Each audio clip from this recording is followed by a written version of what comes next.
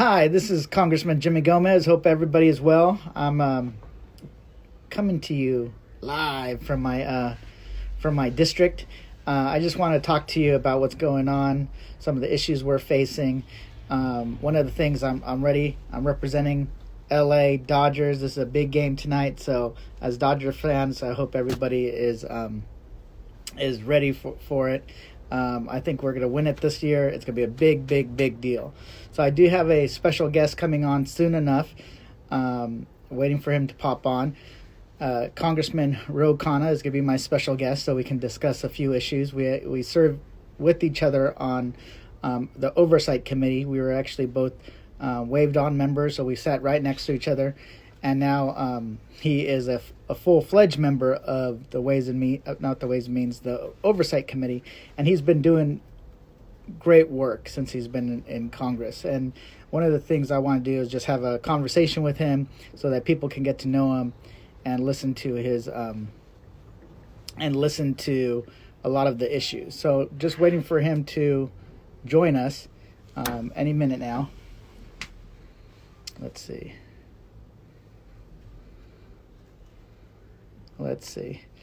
So we have, we're still working on a variety of issues regarding the pandemic. We're really pushing the next COVID relief package that will be helpful to our district, especially since a lot of people are still hurting. The Republicans have been, if it doesn't include a lot of their priorities, which are not our priorities when it comes to helping the American people. They often go dark. They don't want to negotiate, and we've been having a tough time with that. But I know that once we get the next COVID relief package, is going to have a big impact on people. So, still waiting for the congressman to join. Can you look at this? Do his handle. Hold on. Let me see if I can invite him. Hold on, folks. Hold on.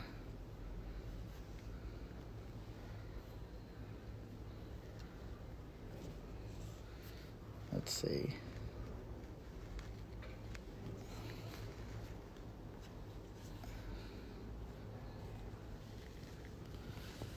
I'm going to be...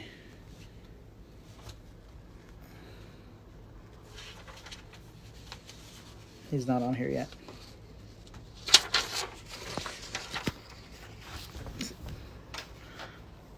So there's a few issues I want to discuss with him. He has been a proponent of a lot of issues, especially when it comes, how do you reduce the disparities with people who have resources and the people who do not? How do you really help the working class who are struggling? How do you help people get by during this pandemic? So the congressman has joined, so I'm going to actually invite him in now. Let's see.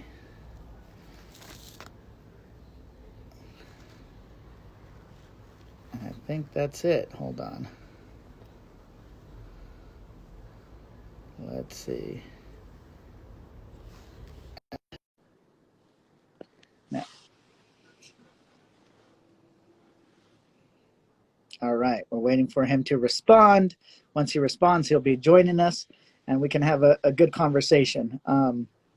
We actually, when we sit next to each other in oversight, we always have a great conversation. Hey, Ro. Hey, how are you? Sorry, took some time there. No, good. How are you doing? Good. You got a haircut. I did.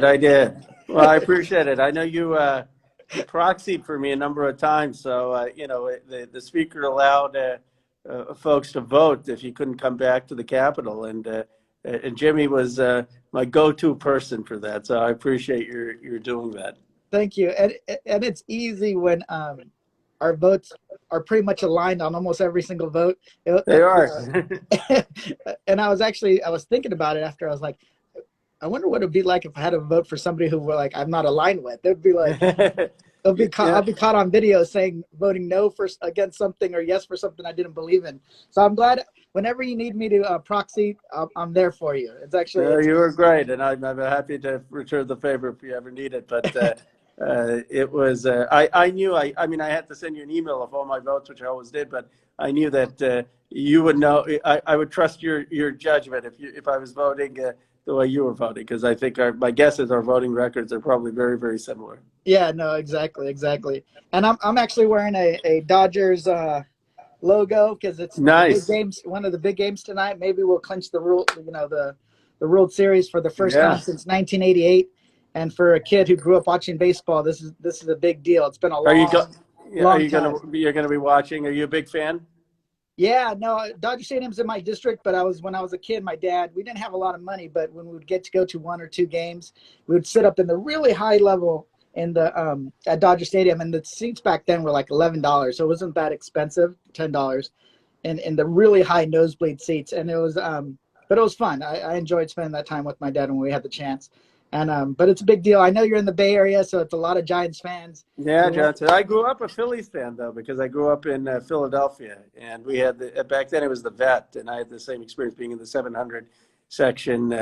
In fact, we used to you could get free tickets if you got good enough grades in junior high, and so we used to do that and then go for the Phillies games. Yeah, yeah. So I read that about you, that you were born in Philadelphia. That's interesting. I thought you were always from California, but we'll claim you now. Some of my folks following are asking me where you represent, but I would like to first kick it off to the congressman to introduce himself, where he represents, what committees he's on, and then we'll just have a conversation about some of the issues that you're working on that are been. You've been excellent on so many different issues, but we'll just go from there. But Congressman, just thank you for. Well, I appreciate it. Joining us. Thank you. Well, thank you, Congressman. I was really excited to doing this because, I view you as a real partner, a progressive partner in pushing the envelope on so many bold, progressive ideas and legislation. I represent the Bay Area, part of the Bay Area, and in the heart of Silicon Valley in California, and have been really privileged. It's a wonderfully diverse district. Asian majority district, significant Latino and African American population, and of course a Caucasian population. So it's an incredibly diverse area to represent, and diverse in its economics. On the one hand, we've got Apple, Google, some of the biggest economic companies in the world. On the other hand, we have working families who are driving Ubers and food preparation workers and janitors and building security guards, and aren't being able to afford the rent, aren't being able to afford childcare. Mm-hmm. So it really, I mean, my district is an example of sort of the K-shaped recovery. The tech companies and others are doing well, and a lot of other folks are really hurting, needing stimulus checks, needing rent assistance, needing mortgage assistance. And a lot of my work in Congress, like yours, Jimmy, has been focusing on helping advance bold ideas that can help working families, that can help people in this country have a shot at what you and I did, growing up, in a way. But I assume you went to public school. I mean, growing up where we had the opportunity to make something of ourselves because of the opportunities. I mean, my dad was middle class, but I never had to worry about healthcare. I had a good public school education. I got to take out loans for higher education. And I think it's not too much to ask that the country do that for anyone who wants that chance. Yeah, no, I agree with you, and that's what, and I didn't really realize that until you started mentioning about your district, how diverse it is, especially when you think about Silicon Valley, you don't think that there's a lot of diversity, but you're absolutely right. There's a large number of Latinos there, Asians, Anglos, but it's similar to mine. My district has large majority Hispanic district, but large 20% Asian across the board. Also a large percentage of white constituents as well. So, but it's the tale of two districts. In my one district, I have unincorporated East LA, part of it, City Terrace, that has a per capita of $19,000 per year. And then you have the homes in Hancock Park and Mount Washington that are multi-million-dollar homes. And we're feeling the same thing about this K-shaped recovery. Like there's some people are doing very well, and the other people that are doing poorly when it comes to the economic recovery, when it comes to access in healthcare, when it comes to tests, education, you name it. And that's one of the things that that we were able to do was take advantage of the opportunities, but I feel like the opportunities are getting tougher and tougher. When it comes to, the recovery, I know you had a bill that I looked into it, and then I thought it was a great bill, the Emergency Money for the People Act. Um, can you talk about that bill? You were the co-author who introduced it. I think it's actually a good bill that targets the help where it's needed the most. And I think that's something that we need to kind of continue working on. How do you develop more policies like the one you just did? No, I appreciate it. I appreciate your support for it. I mean, it's a simple idea. You give people who need it $2,000 a month, working families and middle class families who have, through no fault of their own, are struggling, can't make rent, can't make their mortgage payment. Even Trump says that it's no fault of their own. Well, if it's no fault of these folks and they're struggling, why isn't government stepping up and helping? It seems to be the most basic thing. Somehow we find the trillions of dollars when it's helping our banks or helping big corporations. But when it comes to actually helping people, all they've gotten is one check. How can you, in one check 6 months ago or not 7 months ago, continue to make your rent payments? And then they say, well, there's a moratorium. Well, what are they going to do when the moratorium is done and they've got all the piled up debt? What are they going to do with the student loan debt? So I think that, we ought to be getting help to people who need it, and we clearly can afford it. Yeah, no, and I agree with you, and that's why when I saw the way your bill's structured, it makes a lot of sense. It's $2,000 a month, and it targets to people who are 130,000 or less. Which, yep. One of the things I'm very cognizant of is when we do policies that actually make the disparity between working class people and wealthy people even worse, right? Like, I don't think we should get the $2,000 a month because we still have we're making a good salary, a great salary, and we're not struggling, and we should focus on people who are most impacted. And that's why one of the things I thought your bill was great the way it's written. Do you think that is there obstacles when it comes to, I guess, getting the $2,000 a month to these people, the families that are most impacted? Is there obstacles that you've thought about? Well, I think there are two obstacles. One is actually the distribution. Right? We saw that this administration took them weeks, and in some cases months, to get that stimulus check. If you are the same issue as we did, but it was taking so long, and so I think we need technology to get that out better. The second issue is that we need to have the ability to pass this legislation. Now, hopefully, with the Biden administration, we'll have more sympathy, even if it's for a few months. I mean, our bill says 6 months and then continue it, but even a few months, I think, would make such a big difference in people's lives. Yeah, no, and you're right. The delay, it was tough, right? Because a lot of these programs were being stood up, and they were overwhelmed. EDD state program that we've helped fund. But there's also the people that don't have bank accounts, right, that need to get the money. Those folks are struggling. And I remember I used to actually pay more in for penalties for not having enough money in my checking account.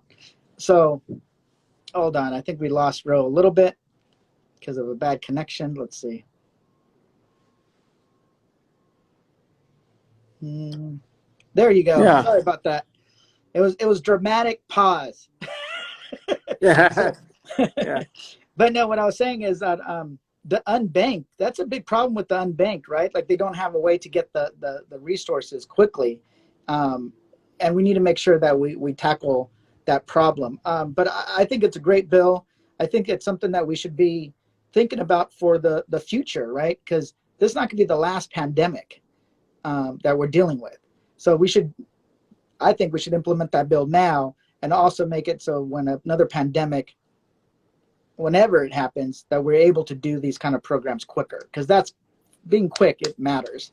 I think you're absolutely right, Jimmy. And Bill Spriggs was the economist was Obama during the recession, and now for the AFL-CIO has made the point that there should be automatic stabilizers. If there's a recession, get aid right away to the state and local government so people aren't laid off. And I think there should be certain aid in a real crisis to families, to working families. They can they don't lose their business, their small business. They don't lose their house. They don't lose their apartment. Yeah. What you know, hopefully things turn out well. I know this is on the official side, but if we did have a Democratic president and a Democratic Senate, what are some bills, including the Emergency Money for the People Act, are you looking to kind of push forward? Because you've been a creative thinker and leader when it comes to progressive policies. Like I'm working on the 99.8% Act with Bernie Sanders to make sure that we get people who are avoiding paying taxes because they inherit their money in Yeah. order to get them to pay it. And then we'll use that money to support programs like the Emergency Money for the People Act. But what are other Great idea. legislation like you're looking at to kind of put forward? Because I think our it's going to be our moment coming up, right? We're going to have to deliver if if the American people in the end decide that Democrats should be in charge. I completely agree with you, and I sign me up. I couldn't agree with you more. We need to make sure that the wealth, no one is opposed to wealth generation, but we need to make sure that people are not just transferring it in family estates where it just stays in the same family. I mean, we've got to make, I think, a tax on that to fund things. I mean, my priorities, like many of us in Congress, will be the same. Make sure everyone has health care. And in my view, that's Medicare for all, or extending Medicare to the extent we can. Make sure that we are working on early childhood education. Make sure that we are doing everything we can to fund free public college. Make sure that we're invested in a real jobs program with infrastructure and free vocational education or apprenticeships. I think that the goals are pretty obvious, which is how do you make sure, I always come back to the same thing, how do you make sure everyone in life has the same chances that I did, the basic chances, right? And my parents were immigrants, and yet this country did a lot for me in terms of public school. I had health care. I had the ability to make something of myself. And I think that,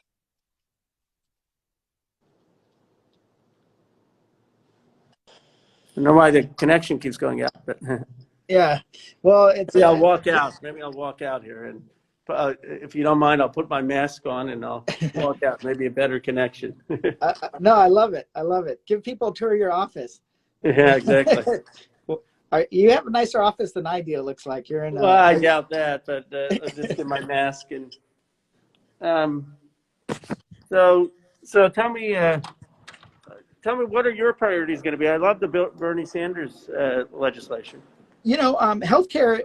You mentioned that you had healthcare. I didn't have healthcare growing up. I was we were uninsured, even though my parents worked 4 to 5 jobs a week to make ends meet. Wow. And there was one point where I ended up in the hospital when I was 7 years old, and it almost bankrupted my family between the hours they missed from shifts because they wanted somebody in the hospital room with me 24/7, and then the new hospital bills we had. But people always, how did you know when you were 7 years old? I said my siblings criticized the fact that we weren't getting presents that year for Christmas. so when you get scarred with that at an early age, so healthcare is a big deal. I'm a co-sponsor of Medicare for All, and I agree. We have to the lowering of the age is going to be key. So that's one big component of it.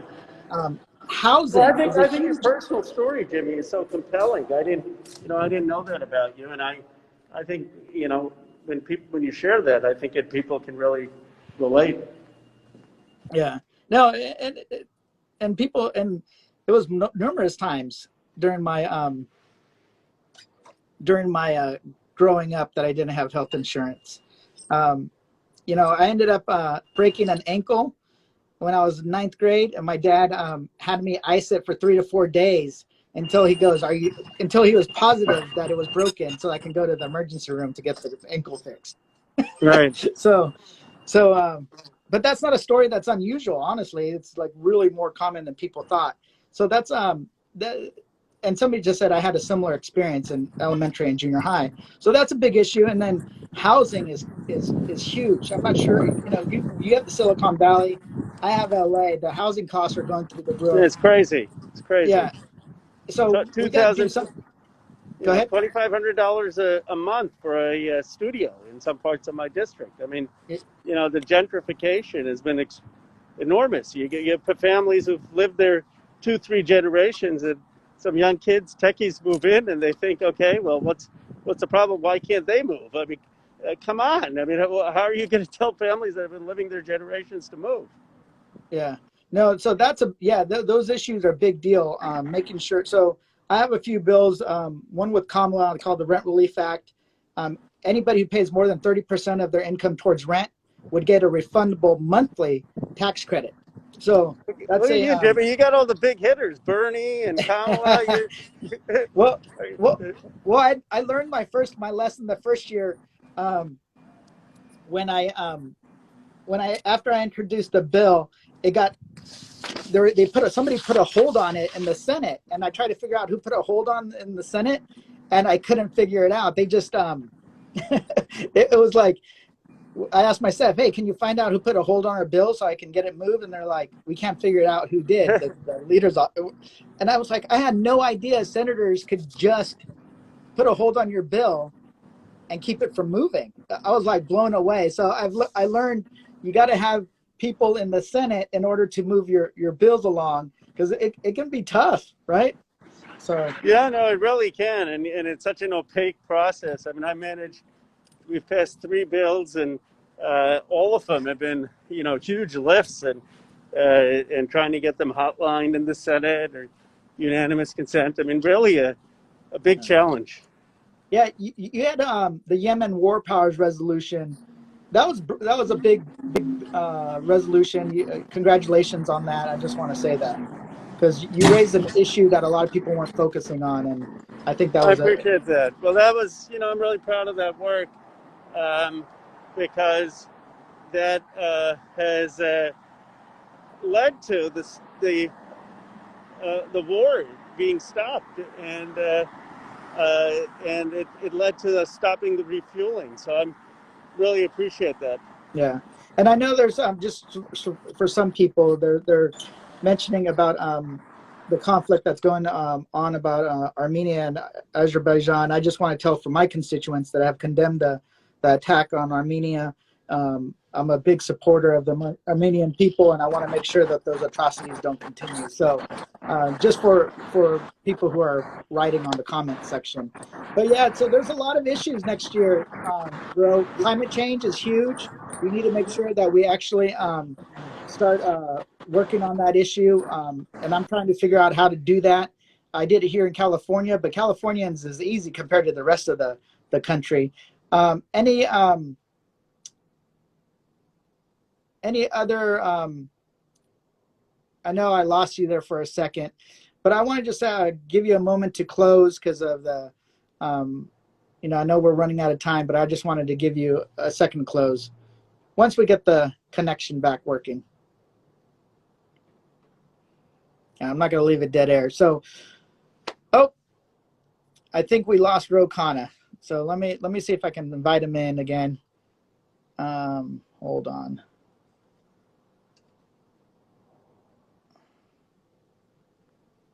Yeah, we lost him. Oh, wait a second. Oh, there you All are. right, there. Yeah, look, outside the Capitol, I guess the connection is not great. So it We could need be my that's house. another thing we need. We need we need high-speed broadband, fast broadband for everyone. That is a big deal here in the east side of LA.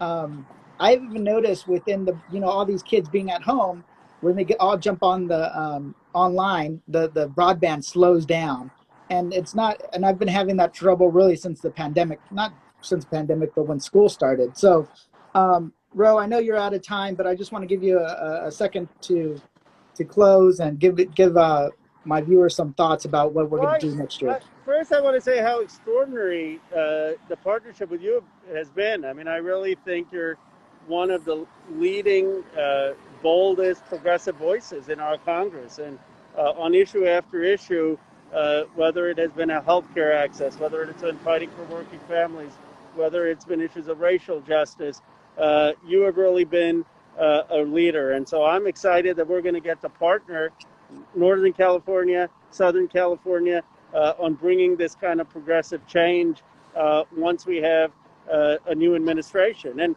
well, both of us are going to be left of where the administration is, but I really think that there's going to be an opportunity of those first 100 days to have a dialogue, to get our ideas out there, to finally get relief to working families, to finally help labor, and make a difference. So, you're one of my favorite 10 members of Congress, and in terms Thank of you. your ideology, probably even better. And I'm excited to really partner with you.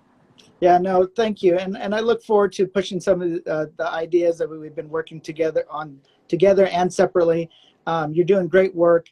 We have districts that are far apart in geography, but they're very similar, especially on some of these issues. Everything from climate change to housing to healthcare, to how do you and making sure that we have a comprehensive immigration reform, right, that benefits the country. So I'm looking forward to working with you, Ro. And yeah, we're going to be further left than this administration, but that's okay. Our job is to push them on the issues, right? So Absolutely. and I'm glad to hear that you're definitely not. Well, I'm not gonna say you're. I don't want to cost you votes, so I'm not gonna speak for you. I was gonna say you're not a Giants fan, but Well, I think you're. I think you're.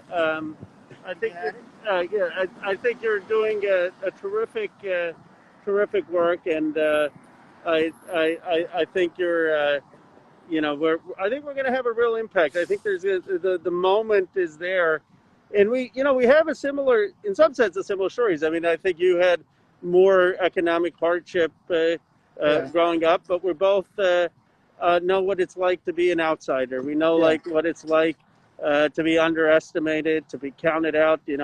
I had someone once when I was doing an internship tell me I should go work on Capitol Hill as a staffer because someone of Hindu faith would never get elected in this country. And I think you're going to see a lot of people in this new Congress, a lot of people in this new administration who haven't been in the privileged elite, who haven't been the people who've been handed things, who had to kind of claw their way. yeah. And I that gives you a different sense of perspective on life. And I think those values are going to come through. Yeah, I agree with you. That's definitely, you're absolutely correct that we do have that outsider mentality that we had to kind of elbow our way in, and you've been a great voice in Congress. And so I want to just tell my constituents, we're here to help any way we can. Focus on your needs. And so if anybody has any issues on like dealing with IRS, VA, Social Security Administration, Medicare, your passport, people, please call my office. And even if you have an issue with the State Department and you're not getting through to your other electeds, we have pretty good relationships with them, and we'll do what we can. So 213-481-1425. Ro Khanna, thank you so much for joining. Really appreciate it. Thank you. Look forward to working together, and thank you to everyone for listening. All right. Thank you so much. Have a good Take day. care. Thank you. Bye.